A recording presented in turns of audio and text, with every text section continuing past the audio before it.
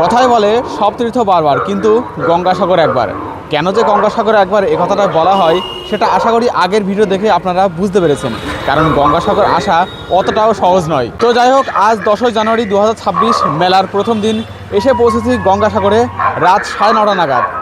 সব থেকে কম খরচে কীভাবে গঙ্গাসাগর মেলায় এলাম সেটা তোমাদেরকে দেখিয়েছি আগের ভিডিওতে। তো এই ভিডিওতে তোমাদেরকে দেখাবো গঙ্গাসাগর মেলা শুরু হয়ে যাওয়ার পরের পরিস্থিতি। আজ শনিবার, আগামী বুধবার এবং বৃহস্পতিবার এই 2 দিন জুড়ে রয়েছে মকর সংক্রান্তির বিশেষ স্নান। এই সময় ভারতবর্ষের দ্বিতীয় সবথেকে বড় মেলায় এখানে এসে হাজির হবেন লক্ষ লক্ষ মানুষ পুণ্য স্নান করার আশায়। সংখ্যাটা কোটিতেও পৌঁছাতে পারে।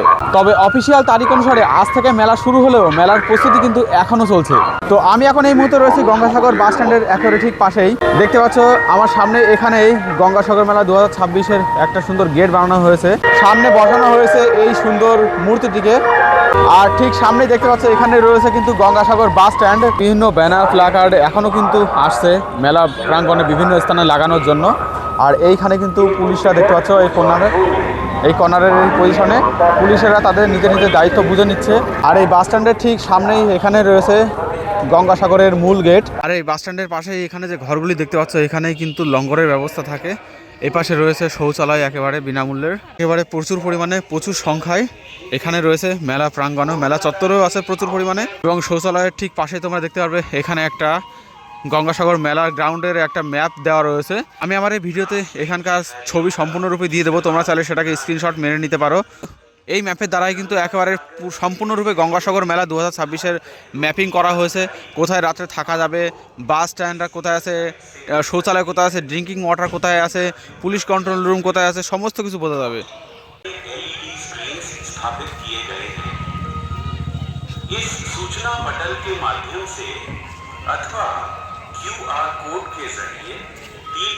তো আমি আপাতত চলেছি এখান থেকে একেবারে মন্দির অভিমুখে। আজ রাত তো এখানে থাকতে হবে।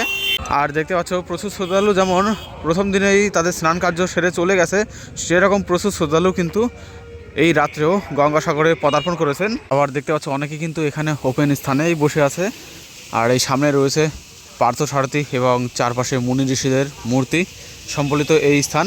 আর এখানে দেখো শঙ্খের আকারে একটা পুলিশ সহায়তা কেন্দ্র বা মেডিকেল ক্যাম্প টাইপের কিছু একটা হবে, বানানো হয়েছে। বেশ দারুণ সুন্দর লাগছে দেখতে কিন্তু এটা। এর পাশে ঠিক এখানে রয়েছে পশ্চিমবঙ্গের পরিবহন দপ্তরের ভাড়ার তালিকা। তোমরা লিস্টটা ভালো করে দেখে নাও, আমি একটা ছবিও পাশে দিয়ে দেবো, সেখান থেকে তোমরা সম্পূর্ণরূপে দেখে নিতে পারবে। তো এবার চলেছি মন্দির অভিমুখে। আর শুরুতে দেখো একেবারে পুরো লাইটিং দিয়ে সাজিয়ে দেওয়া হয়েছে সুন্দর করে মন্দিরের দিকে যাওয়ার রাস্তা। আর এখানে আশেপাশে প্রচুর সেবাশ্রম, যোগাশ্রম এই সমস্ত রয়েছে, যেখানে তীর্থযাত্রীরা তাদের রাত্রি নিবাস করতে পারেন। আজ এই প্রথম দিনে 2-1টি জায়গা ছাড়া তেমনভাবে কোনো স্থানে কিন্তু লঙ্গরের ব্যবস্থা করা হয়নি। তবে 11 জানুয়ারি থেকে প্রতিটি স্থানে সম্পূর্ণরূপে বিনামূল্যে প্রসাদের ব্যবস্থা অর্থাৎ লঙ্গরের ব্যবস্থা আপনারা পেয়ে যাবেন। এই লাইটটাকে দেখো। এবার এখান থেকে চলে যাবো একেবারে কপিল মুনি টেম্পলের দিকে। এই দিকে রয়েছে কপিল মুনি টেম্পল। একটা বিষয়, আমি তো হয়েছিলাম বোধহয় প্রচণ্ড ঠান্ডা লাগবে, তাপমাত্রা ভালোই আছে এখানে 15-16 ডিগ্রি সেলসিয়াস টেম্পারেচার। আমি যেখানে বসবাস করি সেখানকার মতো অত ঠান্ডা লাগছে না। বাদ বাকি এই স্থানে আশেপাশে আপনারা প্রচুর গেস্ট হাউসে পেয়ে যাবেন রাত্রি যাপনের জন্য। এই হচ্ছে ভারত সেবাশ্রম সংঘের থাকার জায়গা। তো আমি তো আজ রাত এখানে থাকবো, দেখি কোথায় আশ্রয়ের ব্যবস্থা করা যায়। আপাতত মন্দিরের কাছাকাছি পৌঁছানো যাক, মনে হচ্ছে চলেও এসেছি। হ্যাঁ, এই যে সামনে রয়েছে গঙ্গাসাগর কপিল মুনি টেম্পল। আর দুপাশে দেখতে পাচ্ছ এখানকার যে সমস্ত সাধু সন্ন্যাসীরা বসবাস করেন তাদের আশ্রয়স্থল। আর একেবারে মন্দির পরিসরের ঠিক সামনে এখানে প্রচুর ব্যারিকেড বানানো হয়েছে।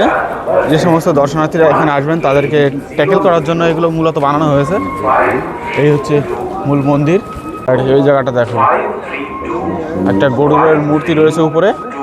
আর মন্দির সাজানোর জন্য এখনও কিন্তু প্রচুর কার্যক্রম রয়েছে বাকি। দেখতে পাচ্ছ এখানে গঙ্গাসাগর কথাটা লেখার যে লাইটিং সেগুলো কিন্তু ঠিক করা হচ্ছে। আসলে মূল স্নান তো বুধ এবং বৃহস্পতিবার, তো সেক্ষেত্রে স্নানের আগে কিন্তু যথেষ্ট সময় রয়েছে নাদের হাতে এখনও।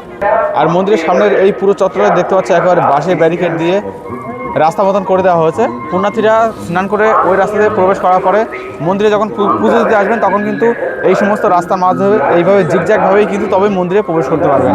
আর শুধু পুলিশ নয়, দেখো অনেক তীর্থযাত্রী কিন্তু একেবারে মন্দিরের সামনে ঠিক এই স্থানে অবস্থান করছেন। আশা করি সমুদ্রের আশেপাশের স্থানগুলোতেও আছেন। তো যাই হোক, আপাতত এখানে কিছু সময় বসে একটু রেস্ট নিয়ে খাওয়া দাওয়া করে নেওয়া যাক, তারপরে বাকি দৃশ্য এখানে তোমাদেরকে দেখাচ্ছি। Good morning. গতকাল রাত্রি এখানেই কাটালাম। এটা মূলত এখানে যে সমস্ত তীর্থযাত্রীরা আসবেন তাদের রাত্রি যাপনের জন্য। আমি ছাড়াও এখানে রাত্রে অনেকেই ছিল, দেখতেই পাচ্ছ এখানে শুয়ে আছে সবাই।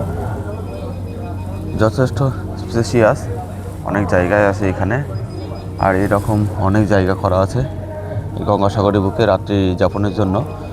এবং সেই সাথে প্রতিটা স্থানে তোমরা দেখতে পারবে মোবাইল চার্জিংয়ের জন্য বোর্ডও দেওয়া আছে। তো বন্ধুরা, রাত্রে এইরকম পিলিগ্রাম শেডেই আমি ছিলাম। এখানে মোটামুটি 3-4টের মতন এরকম বড় বড় পিলিগ্রাম শেড আছে এবং প্রচুর পরিমাণে এরকম হোগলা পাতা দিয়ে বানানো ঘর রয়েছে। পুরোটাই সম্পূর্ণরূপে যে সমস্ত তীর্থযাত্রীরা আসবেন তাদের জন্য এই সাইডটাই বানানো। আমি গতকাল রাত্রে যখন এখানে এসেছিলাম তখনই এগুলো দেখাবো ভেবেছিলাম, কিন্তু রাত্রে এতটা পরিমাণে টায়ার্ড ছিলাম যে তোমাদেরকে সম্পূর্ণ দেখাতে পারিনি। এখন সেগুলো ঘুরিয়ে ঘুরিয়ে দেখাচ্ছি। এই দেখো, এইদিকে প্রচুর পরিমাণে রয়েছে 3-4খানা পিলিগ্রাম শেড এবং সেই সাথে হোগলা পাতার প্রচুর ঘর রয়েছে দর্শনার্থীদের জন্য। মানে যে সমস্ত তীর্থযাত্রীরা এখানে আসবেন তাদের রাত্রে শেডের জন্য এগুলো ব্যবস্থা করা আর কি। আর সকাল হয়ে গেছে, আর কিছুক্ষণ পরে এখানে সানরাইজ হবে। আর এই পিলিগ্রাম শেডের পেছনের দিকে প্রচুর পরিমাণে টয়লেট রয়েছে। আর শুধু এখানে নয়, পিলিগ্রাম শেড কিন্তু এখানেও মানে গঙ্গাসাগর মেলা চত্বরেও বেশ কয়েকটি রয়েছে। একেবারে বিনামূল্যে এখানে রাত্রি যাপন করা যাবে। এই দেখো, পিলিগ্রাম শেডের পেছনের দিকে এখানে লাইন দিয়ে পড়ার প্রচুর পরিমাণে টয়লেট রয়েছে। আমি আবার একটা পিলিগ্রাম শেডের ভিতরে চলে এসেছি। সব ঠিক আছে, কিন্তু আমি এটা বুঝলাম না যে পিলিগ্রাম শেডের ভিতরে ফ্যান কেন দিয়েছে। কেননা প্রচণ্ড ঠান্ডা রয়েছে এখানেও, যদিও আমি যেখানে বসবাস করি সেদিকে 10-11 টেম্পারেচার, এখানে কিন্তু 10-11 নয়, 15-16 এরকম টেম্পারেচার রয়েছে। কিন্তু তারপরে দেখতে পাচ্ছি ফ্যান দিয়েছে। যাই হোক, দেখতে পাচ্ছ মোবাইল চার্জিংয়ের জন্য পর্যাপ্ত পরিমাণে ইলেকট্রিক বোর্ডের কিন্তু ব্যবস্থা রয়েছে এখানে। আমি মেলা পরিসরের যে ম্যাপটা তোমাদের সাথে শেয়ার করেছিলাম সেই ম্যাপটা যদি তোমরা ভালোভাবে বুঝতে পারো তাহলে কিন্তু একেবারে পূর্ব দিকে, মানে গঙ্গাসাগরের ওই সমুদ্রের ধারে পৌঁছানোর পরে একেবারে পূর্ব দিক বরাবর হেঁটে হেঁটে চলে আসবে। সেখানে কিন্তু পরপর এই 3টি বড় বড় পিলিগ্রাম শেড রয়েছে এবং প্রচুর হোগলা পাতার ঘর রয়েছে এখানে রাত্রি যাপনের জন্য। এই দেখো, ওইদিকে সরকারি পিলিগ্রাম শেড, এছাড়া হোগলা পাতার ঘর রয়েছে। বিভিন্ন সেবাশ্রমের থেকেও বিভিন্ন পিলিগ্রাম শেড টাইপের করা হয়েছে, যাত্রী নিবাস করা হয়েছে এখানে, দেখতেই পাচ্ছ। আর এবার হোগলা পাতার ঘরগুলো তোমাদেরকে দেখিয়ে দিই। এই হচ্ছে হোগলা পাতার ঘর। হোগলা পাতার ঘর থেকে পিলিগ্রাম শেডে থাকা অনেক আরামদায়ক। হোগলা পাতার ঘরটা অতটা আরামদায়ক নয়, প্রচণ্ড হাওয়া বাতাস প্রবেশ করবে মাঝখানে। এই রকম হচ্ছে ব্যবস্থা হোগলা পাতার ঘরগুলোতে। এই হচ্ছে ঘর, দুপাশে থাকার জায়গা, মাঝখান থেকে বেড়া দিয়ে দিয়েছে। এর মধ্যে থাকো, তাঁবু পেতে যে তা পারো নিয়ে আসো, নিয়ে এসে সেটা পেতে এখানে থেকে যাও। এর থেকে পিলিগ্রাম শেডগুলো অনেকটাই ভালো। এই দেখো, অনেকে কিন্তু এরকম টেন্টও নিজেদের জন্য বানিয়েছে। একেবারে নিজেরা সমস্ত তাঁবু লোটা কম্বল গুটিয়ে এখানে নিয়ে এসেছে।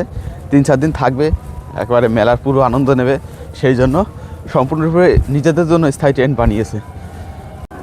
এখানেই পর্যাপ্ত পরিমাণে তোমরা চায়ের দোকান, খাবারের ব্যবস্থা থেকে শুরু করে প্রয়োজনীয় পানীয় জলের ব্যবস্থা এবং অন্যান্য জলের ব্যবস্থাও এখানে তোমরা পেয়ে যাবে। এই ভিডিওটা মূলত তাদের জন্য হেল্পফুল হবে যারা প্রথমবারের জন্য এখানে আসছেন এবং এই গঙ্গাসাগর মেলা চত্বর সম্পর্কে অতটা বেশি জানেন না, তাদের জন্য। এছাড়া আরও প্রচুর দোকানের জায়গা করা হয়েছে, এখনও দোকানগুলো কমপ্লিট হয়নি। মেবি আজকের মধ্যেই সম্পূর্ণরূপে এখানে কমপ্লিট করে ফেলা হবে এগুলো। তো এবার হাঁটতে হাঁটতে আমি একেবারে মেলা পরিসরের শেষ পজিশনে চলে এসেছি। সামনে কিন্তু এখানে যে মেলা পরিসর সেটা কিন্তু শেষ, ওইদিকে আর কোনো মেলার এলাকা নেই। আর সকালবেলা দেখো, আর কিছুক্ষণের মধ্যে সূর্য উঠবে, আকাশটা দেখতে বেশ দারুণ লাগছে। এইদিকে তোমাদের যতটা চোখ যাবে, এই সামনে দেখতে পাচ্ছ সমস্ত এলাকা জুড়ে কিন্তু পুণ্যার্থীদের জন্য জায়গা করা হয়েছে, রাত্রি নিবাসের জন্য, টয়লেটের জন্য, যদি চান যে আপনারা পার্সোনাল টেন্ট নিয়ে আসবেন বাড়ি থেকে, সেই টেন্ট এখানে লাগাবেন, সেটাও লাগাতে পারেন, সেই ব্যবস্থাও। তার জন্য এখানে দেখো বৃহৎ আকারের এলাকা ছেড়ে দেওয়া রয়েছে।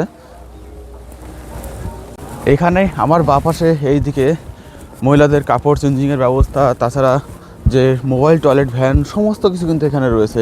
এখানেই গঙ্গাসাগরে যে স্নান কার্য সম্পন্ন করে কাপড় চোপড় ছেড়ে পরিষ্কার পরিচ্ছন্ন হয়ে মন্দির পরিসরে গিয়ে পুজো দিয়ে আপনারা নিজের নিজের গন্তব্যে ফিরে যেতে পারবেন।